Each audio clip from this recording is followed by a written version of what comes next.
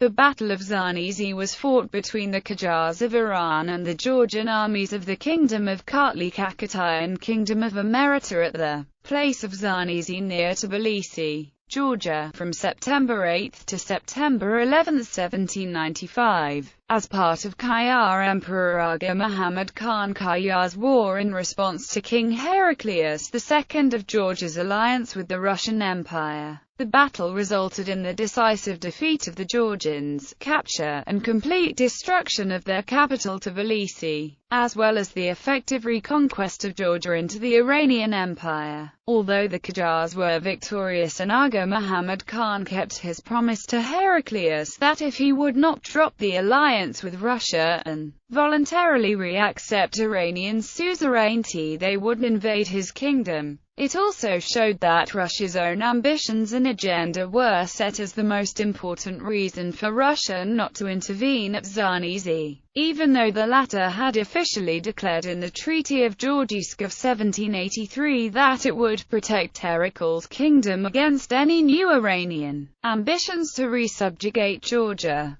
Subsequently, in order to restore Russian prestige, Catherine would launch a punitive campaign against Iran the next year, but it was shortly recalled after her death. The following years remained turbulent and were known as a time of muddle and confusion. Re-establishment of Iranian rule over Georgia did not last long, for the Shah was assassinated in 1797 in Shusha, and the Georgian king had died the year after, with Georgia laying in ruins and the central rule in Iran being concerned with the next heir to the throne. It opened the way for Georgia's annexation by Russia several years later by Tsar Paul, as Iran could not permit or allow the cession of Transcaucasia and Dagestan, which had formed part of the very concept of Iran for centuries. The consequences of the Krtsanisi battle would also directly lead up to the bitter wars of several years later, namely the Russo-Persian War and Russo-Persian War, which would eventually prove for the irrevocable forced cession of aforementioned regions to Imperial Russia at the Gulistan and Turkmenchay of 1813 and 1828 respectively, as the ancient ties could only be severed by a superior force from outside.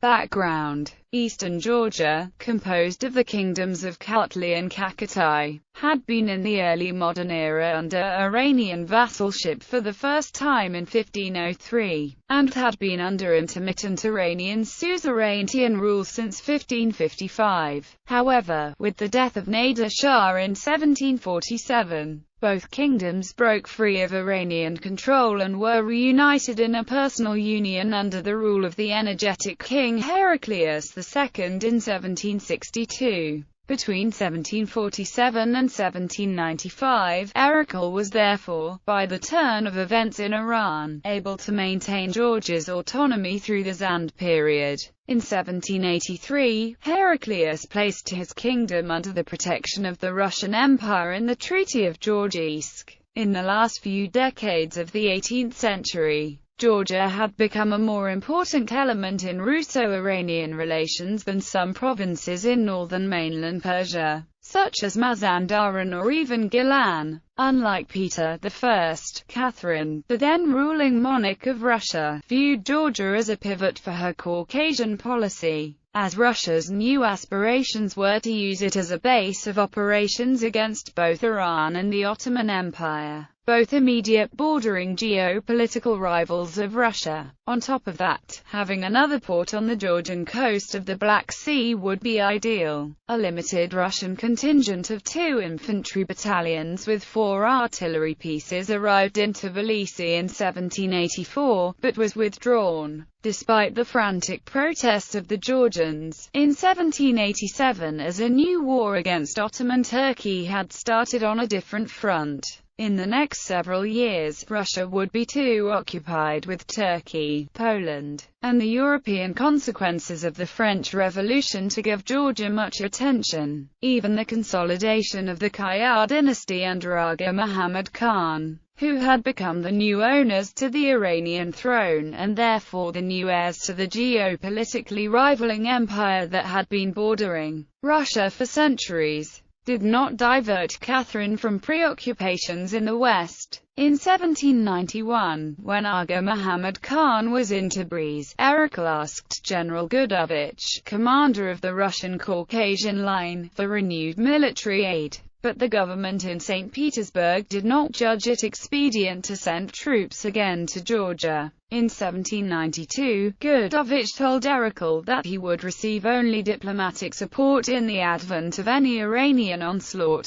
Despite being left to his own devices, Heraclius still cherished a dream of establishing, with Russian protection, a strong and united monarchy, into which the Western Georgian Kingdom of Imereti and the lost provinces under Ottoman rule would all eventually be drawn. The consequences of these events came a few years later, when a new dynasty, the Qajars, emerged victorious in the protracted power struggle in Persia. Their head, Agha Muhammad Khan, as his first objective, resolved to bring the Caucasus again fully under the Persian orbit. For Agha Muhammad Khan, the resubjugation and reintegration of Georgia into the Iranian Empire was part of the same process that had brought Shiraz, Isfahan, and Tabriz under his rule. He viewed, like the Safavids and Nader Shah before him, the territories no different than the territories in mainland Iran. Georgia was a province of Iran the same way Khorasan was. As the Cambridge History of Iran states, its permanent secession was inconceivable and had to be resisted in the same way as one would resist an attempt at the separation of Fars or Gilan. It was therefore natural for Agha Muhammad Khan to perform whatever necessary means in the Caucasus in order to subdue and reincorporate the recently lost regions following Nader Shah's death and the demise of the Zands, including putting down what in Iranian eyes was seen as treason on the part of the Wali of Georgia. Finding an interval of peace amid their own quarrels and with northern, western, and central Persia secure, the Persians demanded Heraclius II to renounce the treaty with Russia and to re-accept Persian suzerainty, in return for peace and the security of his kingdom. The Ottomans, Iran's neighboring rival, recognized the latter's rights over Kartli and Kakheti for the first time in 4 centuries. Heraclius appealed then to his theoretical protector, Empress Catherine II of Russia, pledging for at least 3,000 Russian troops. But he was not listened, leaving Georgia to fend off the Persian threat alone. Nevertheless, Heraclius II still rejected the Khan's ultimatum. Persian invasion. In August 1795, Agha Muhammad Khan crossed the Aras River with a 70,000-strong army. This force was divided in 3. The left wing was sent in the direction of Yerevan, the right one parallel to the Caspian Sea into the Mogun across the lower Aras towards Dagestan and Shirvan, while the Shah headed the center force himself, advancing towards the fortress of Shusha in the Karabakh Khanate, which he besieged between the 8th of July and the 9th of August 1795. His right and left-wing forced the Khans of Qajar and Erivan into alliance respectively, having abandoned the siege of Shusha due to stiff resistance, which was further aided by Georgian Crown Prince Alexander, the Khan of Karabakh.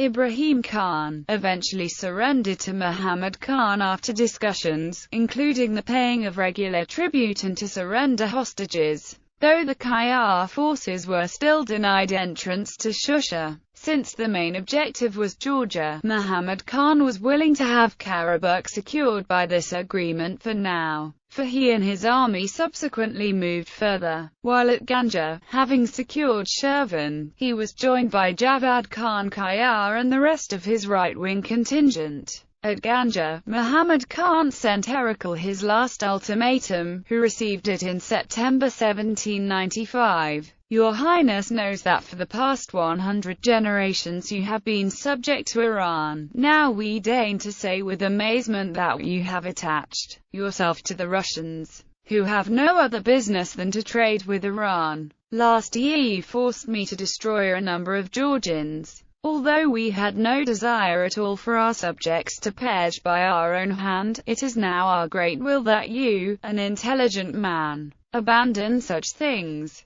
and break relations with the Russians. If you do not carry out this order, then we shall shortly carry out a campaign against Georgia. We will shed both Georgian and Russian blood, and out of it will create rivers as big as the Karat. Shah Ismail I Safavi ruled over the province of Georgia. When in the days of the deceased king we were engaged in conquering the provinces of Persia, we did not proceed to this region. As most of the provinces of Persia have come into our possession now, you must, according to ancient law, consider Georgia part of the empire, and appear before our majesty. You have to conform your obedience, then you may remain in the possession of your governorship of Georgia. If you do not do this, you will be treated as the others. His advisers divided. Heraclius ignored the ultimatum, but sent couriers to St. Petersburg. Gudovich, who sat in Georgisk at the time, instructed Heraclius to avoid expense and fuss, while Heraclius, together with Solomon II and some Imeretians, headed southwards of Tbilisi to fend off the Iranians. Agha Muhammad Khan at the same time marched directly on Tbilisi. With half of the army he crossed the Aras River with, though other estimations mention 40,000 instead of 35,000, and attacked the heavily fortified Georgian positions of Heraclius and Solomon on the southwestern limits of the city. Abandoned by several of his nobles, Heraclius too managed to mobilize around 5,000 troops, including some 2,000 auxiliaries from neighboring Imereti under its king Solomon II, a member of the Georgian Bagrationi dynasty and thus distantly related to Heraclius II. The Georgians offered a desperate resistance and succeeded in rolling back a series of Persian attacks on September 9 and 10. After that, it is said that some traitors informed the Persians that the Georgians had no more strength to fight, and the Qajars' army cancelled their plan of going back to Persia, which they previously had. Early on September 11, Agha Muhammad Khan personally led an all-out offensive against the Georgians. Amid an artillery duel and a fierce cavalry charge, the Persians managed to cross the Kara River and outflanked the decimated Georgian army.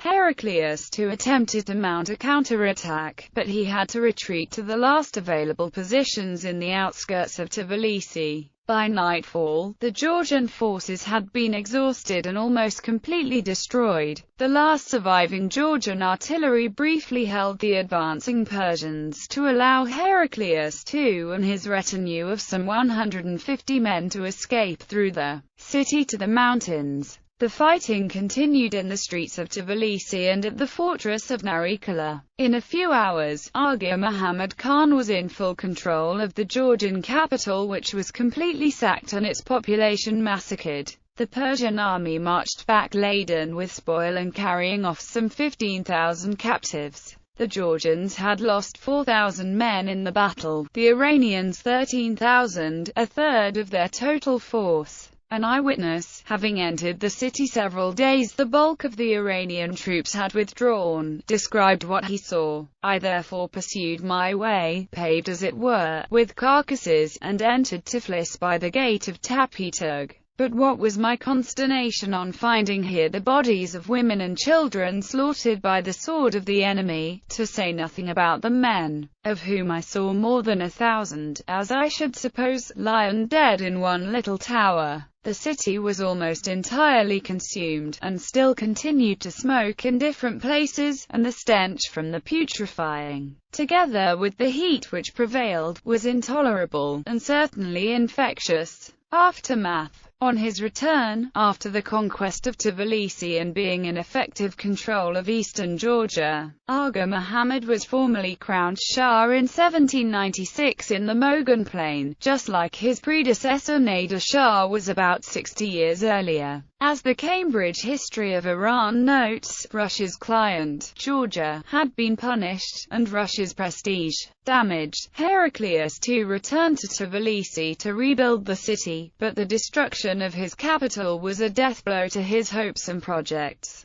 Upon learning of the fall of Tbilisi, General Gudovich put the blame on the Georgians themselves. To restore Russian prestige, Catherine II declared war on Persia, upon the proposal of Gudovich. and sent an army under Valerian Zubov to the Qajar possessions on April of that year, but the new Tsar Paul I, who succeeded Catherine in November, shortly recalled it. Agha Mohammad Shah was later assassinated while preparing a second expedition against Georgia in 1797 in Shusha, and the seasoned king Heraclius died early in 1798. Reassessment of Iranian hegemony over Georgia did not last long. In 1799 the Russians marched into Tbilisi. The next 2 years were a time of muddle and confusion, and the weakened and devastated Georgian kingdom, with its capital half in ruins, was easily absorbed by Russia in 1801. As Iran could not permit or allow the cession of Transcaucasia and Dagestan, the consequences of the Krtsanisi battle would also directly lead up to 2 wars between the nations. The Russo-Persian War and Russo-Persian War would eventually force the cession of the aforementioned regions to Imperial Russia of the Gulistan and Turkmenchay of 1813 and 1828 respectively.